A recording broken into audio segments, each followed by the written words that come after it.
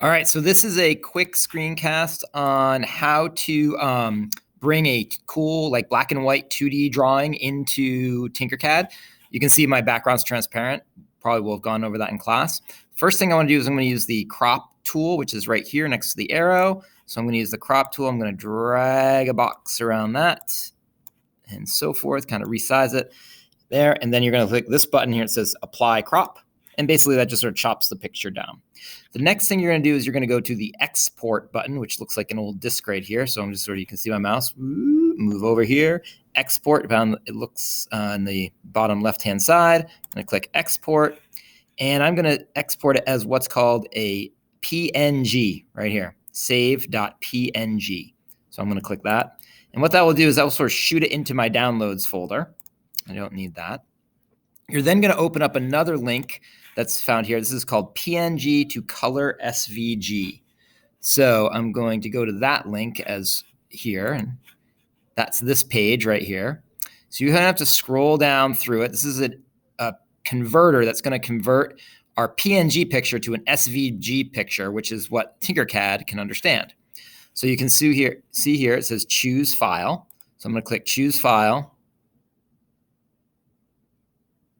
There's my drawing. There's my little face drawing. You can see it. So it will be the top thing in your downloads. It'll be the last thing. I have a whole bunch of stuff in here, but here's mine. So there's my little face.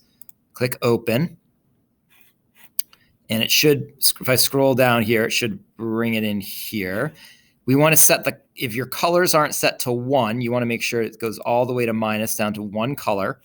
And then you're going to click generate down here. So sort of scroll down, click generate.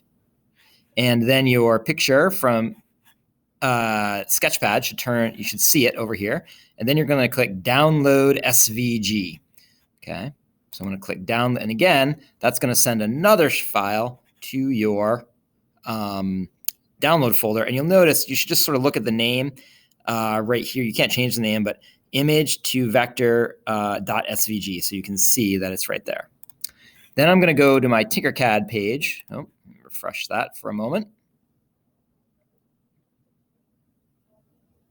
So Tinkercad's coming up, and this is sort of the last step. So if you missed any of the steps, this would be a good moment to go back. Oh, there's a leftover design from the other day. Let's get a new design here. So if you have to go back right now, this would be a good time to pause, go back and sort of watch it again. So now I'm going to bring in that picture, that SVG picture. So I can go now to, instead of export, I'm going to go to import. And I'm going to click choose file. And you'll notice that there it is. It's the most recent one. So this is today at 2:05 p.m. So that's the most recent one. I'm going to select it and click open. And there you can see my little face, which is super cool. Import. And yeah, it's really, really big, obviously. So then I can select it. And I'm going to hold shift, the keyboard, and then I'm just going to make it smaller. And what's kind of cool is that now that this is an object, just like anything else in Tinkercad, and I can use it in a variety of ways.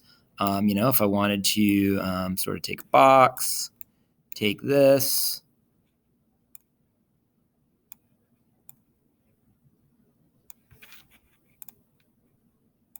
and I could, use it as part of some type of interesting, sort of more artistic 3D piece than we've made in the past.